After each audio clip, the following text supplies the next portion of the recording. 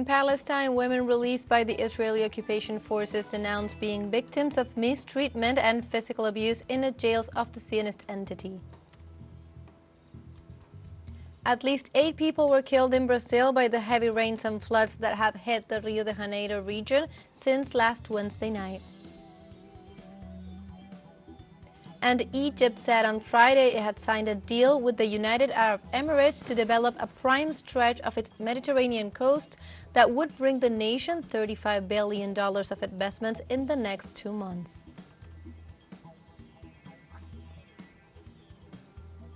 Hello and welcome to From the South. My name is Belén de los Santos, and from the TeleSUR studios in Havana, Cuba, we begin with the news.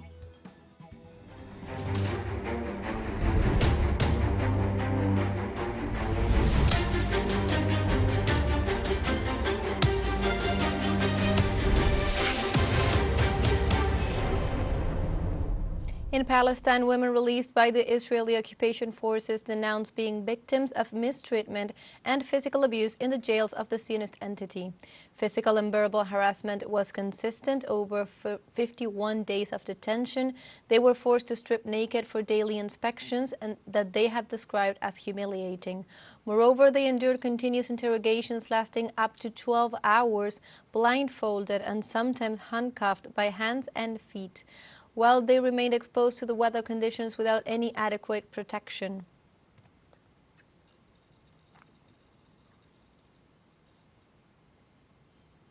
The relatives of Palestinians kidnapped by Israel since October 7, 2023, claim to have had no news of them. Defense associations for Palestinian prisoners claim that Palestinians detained have no access to visits from their relatives or representatives of the International Red Cross who could provide information on their health. Human rights associations warn that since the beginning of the Israeli siege against Gaza, Palestinians' living conditions have deteriorated as violence and arbitrary arrests have increased. According to these associations, since October 7th, the number of detainees increased from 500 to 1,000 to 9,000.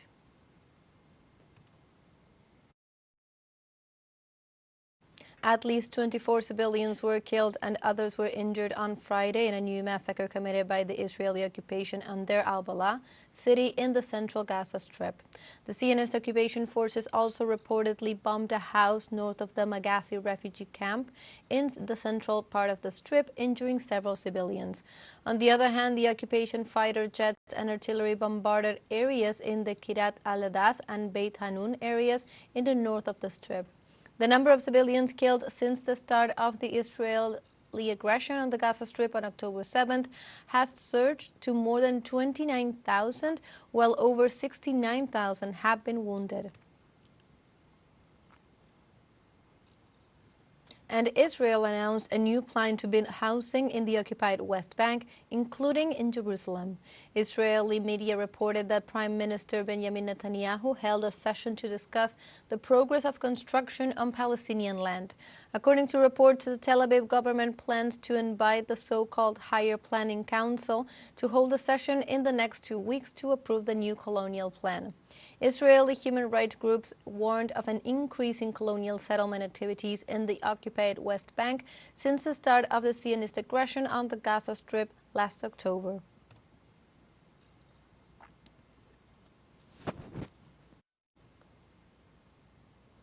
In response, Palestinian Prime Minister Mohammad Shtayyeh pointed out that Israel's recent announcement of plans to build 3,000 new colonial housing units in the occupied West Bank as a flagrant challenge to the international community and an obstacle in the way of establishing an independent Palestinian state.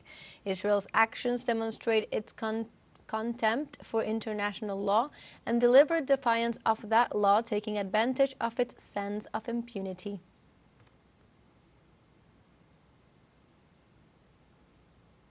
Senior Hamas official Osama Hamdan Lambat, Israeli Prime Minister Benjamin Netanyahu planned for post-war Gaza during a press conference in the Lebanese capital. Netanyahu's proposed plan calls for the territory to be governed by local Palestinian officials with no ties to Hamas or its foreign backers.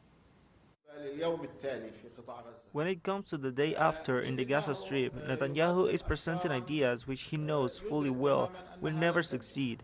He declared from the first day that he wanted to form a civilian administration in the Gaza Strip affiliated with the Zionist entity, but he failed to do so. He attempted to reach out to some families and tribes to form partial administrations but was unsuccessful.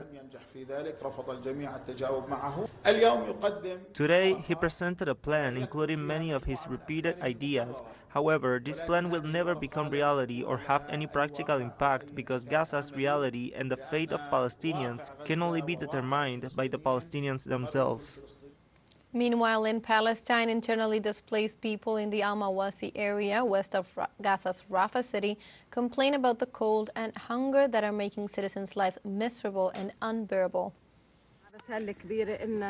We are in the 5th month. We keep moving from place to place. Whenever the Jews instruct us to go, we go. Now they are saying they want to enter Rafah. So why did they ask us to head to Rafah if they want to occupy it? Where could we possibly go with our children? Cold and hunger are killing us. Life is miserable here. It is just unbearable. Young people are suffering from trauma, some of whom divorced their wives. Some of them beat their children due to psychological pressure, and many women began to get divorced here in Rafah.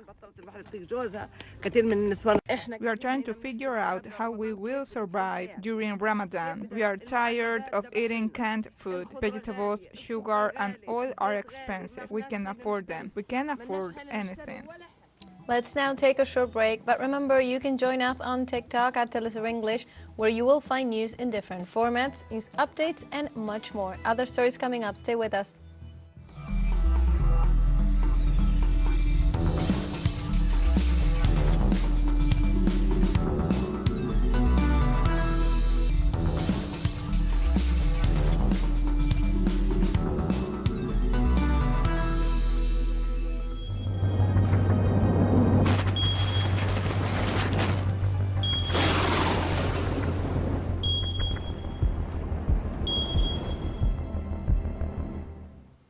Welcome back to From the South. At least 8 people were killed in Brazil by heavy rains and floods that have hit the Rio de Janeiro region since last Wednesday night. Local authorities revealed that the fatal victims were reported in several municipalities in the state of Rio de Janeiro. Officials said that several areas in that region have been affected by landslides and floods, and that around 1,200 troops are involved in the civil defense work to protect the population and respond to emergencies. Peruvian civil defense authorities reported more than 4,000 people affected so far this year by the intensive rains in the country. Officials indicated that more than 3,000 victims were reported in January, while so far near 1,000 have been registered in February. Members of the National Emergency Operations Center informed that there have also been over 1,000 emergencies related to different weather situations. The departments of Ayacucho, Cajamarca, and Apurimac are among the most affected. In Chile, the death toll from recent wildfires has risen to 10, while another 5 people are still missing. Regional Ministerial Justice and Human Rights Secretary Paula Gutierrez said that at least 29 people were admitted to hospitals with burns who remain in critical condition. Meanwhile, the coroner's office said that they have identified 124 out of 134 corpses. Authorities reported that the fire has affected over 10,000 hectares of rural and urban areas in Viña del Mar, damaging thousands of homes as well as the National Botanical Garden. In other news, in Argentina, the governors of the Patagonia provinces have signed a statement rejecting budget cuts by the administration of President Javier Milei. In the statement, the governors stressed that the provinces are pre-existent to the nation and therefore deserve respect, and that they cannot be subjugated or extorted with threats of public funds restrictions, for those funds belong to the provinces by right. They recall that they are not employees of the executive branch, therefore not subjected to orders, that their mandate comes from the people, and that they have the obligation to defend their interests. The governors repudiated the attack by the Milei administration against the sister province and expressed their solidarity with Governor Ignacio Torres and the people of Chubut. We stay in Argentina, where social organizations held on Friday a national strike with 500 roadblocks all over the country, demanding food for their soup kitchens from the national government. Leftist and Peronist social movement organizations united to perform a mobilization that seeks to visibilize the cuts that the country's 44,000 soup kitchens are suffering. This action is the first one since the inauguration of the President Javier Milei, where social organizations such as the Union of Workers of the Economy converge with the class and militant movements and the leftist party's Polo Obrero. Milei carried out the most severe adjustment of the last 30 years, affecting the most vulnerable sectors of the country. This adjustment, which is really a cut in state spending, has had an impact on poverty and indigence, as well as on social conflict.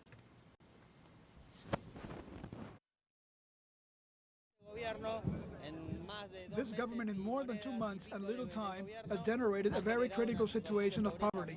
It has worsened all the social indicators, and we're very surprised that they have decided to stop supplying the community kitchens with the idea of making a change in the food policy, which they have every right to do. But in the course of this change, they cannot make the decision to stop supplying, because today the reality is that there are millions of families who are not eating.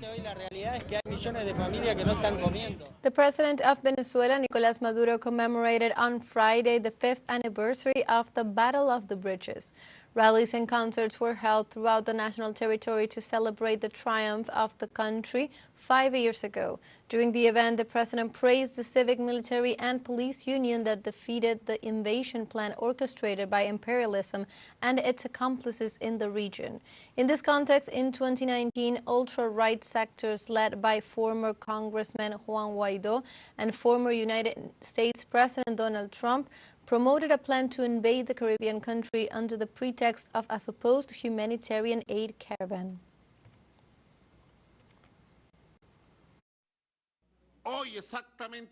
Today is exactly 5 years since the battle that Venezuela fought for its sovereignty, for its right to peace. It was called the Battle of the Bridges, but it was the battle of the bridges and of the streets, of the avenues, of the fields, of the villages, of the neighborhoods, of the cities, a battle that we all fought, and we won that battle, and because we won, we are on this path of permanent struggle and victory.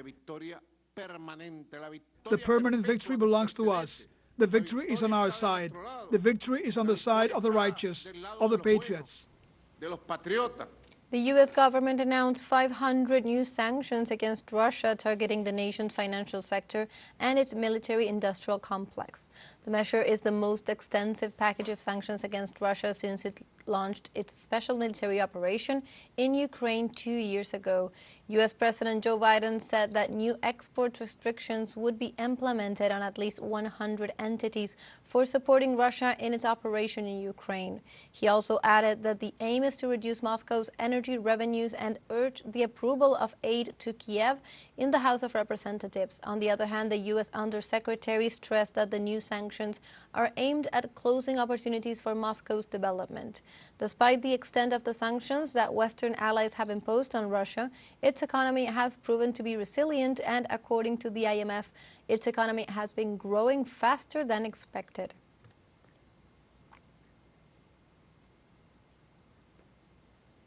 Meanwhile, the International Monetary Fund has approved a loan to Ukraine for more than $880 million. The allocation is part of a financing package of about $15,600 million to be provided in the course of the next 4 years.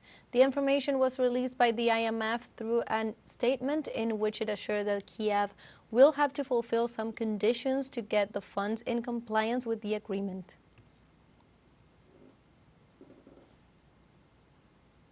We now have a final show break coming up, but before we invite you to join our WhatsApp community for our English-speaking audience. You can scan the QR code on screen to join directly and also share the link to reach more people. Constant news coverage of Latin America and the Caribbean, as well as the rest of the world. Stay connected and informed with TeleSUR. Final show break. Don't go away.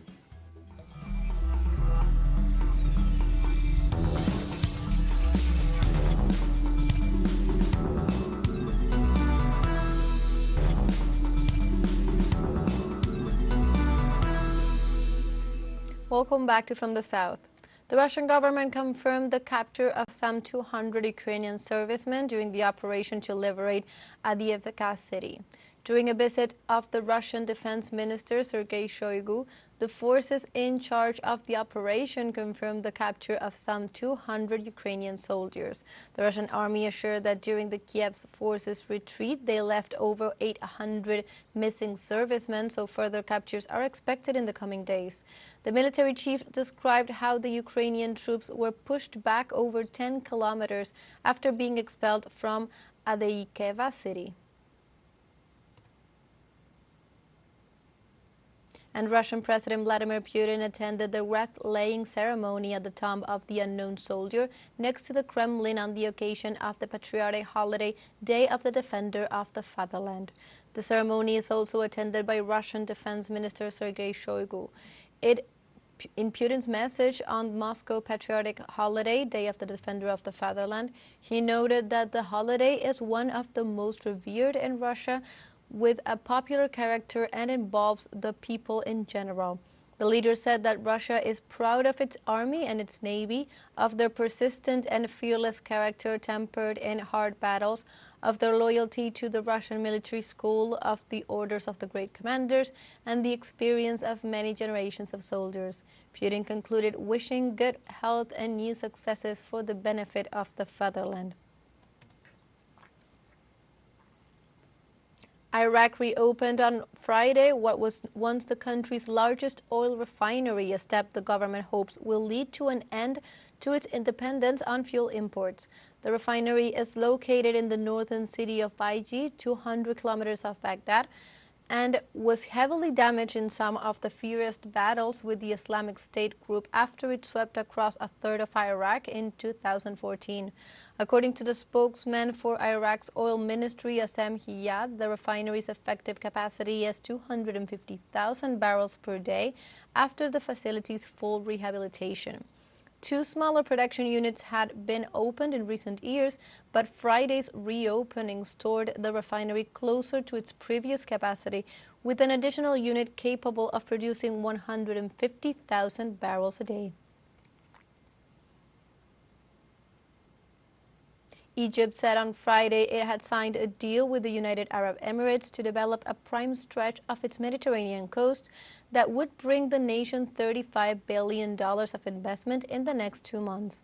Egyptian Prime Minister Mustafa Madbouli announced in a press conference that the deal's objective is for the development of the Ras El Hekma Peninsula, and it could eventually attract as much as $150 billion in investment. According to official estimates, such inflows would provide a huge boost to Egypt's economy as it faces new pressures linked to the conflict in Gaza and seeks an expansion of its current IMF support program. The country has long struggled to attract large-scale foreign investment outside the hydrocarbon sector. In 2023 financial year, net foreign direct investment stood at $10 billion.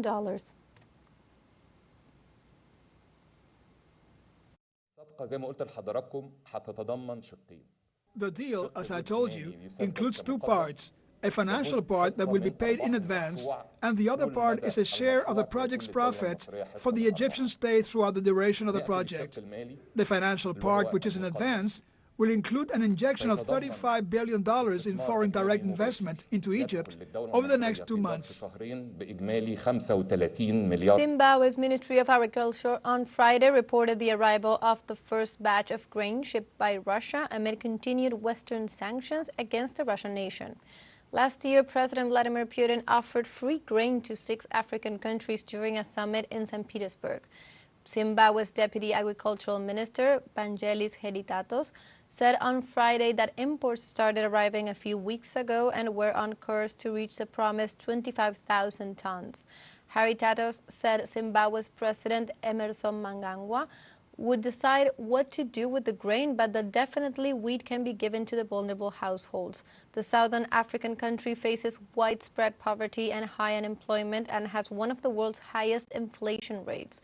Zimbabwe will also receive 23,000 tons of fertilizers, according to the deputy minister, 10,000 of which is already in the country. They've donated 25,000 metric tons of wheat, and we are still receiving. We haven't received all the wheat yet, because our view and our goal as a country is to start exporting wheat. So when we have these donations, they add on top of the quantity that we produced, and makes our position even better in the region. The United Nations said that the living conditions of the population in Chad are deteriorating as a result of climate change. The UN Office for the Coordination of Humanitarian Affairs warned that the worsening food security and nutrition situation in the African nation was due to climate change, which is causing food and fuel prices to rise. The UN agency announced it has included Chad in the list of nations benefiting from the Central Emergency Response Fund. The Chinese government urged Japan to respond to the international community's concern over the release of polluted water into the sea. The Chinese Nuclear Safety Administration said that there are problems with the legitimacy of the dumping at the sea, the reliability of the Japanese purification system, and its monitoring plan. Therefore, it proposed several strategies to follow up on these waters. Foreign Ministry spokesman Mao Ning said the Nuclear Safety Administration's proposals are aimed at protecting food safety, the maritime environment, and the human health. And like this, we have come to the end of this news brief. You can find these and many other stories on our website at telesurenglish.net. And also join us on social media. We are on Facebook, X, Instagram, Telegram, and also TikTok. For TeleSUR English, my name is Belén de los Santos. Thank you for watching.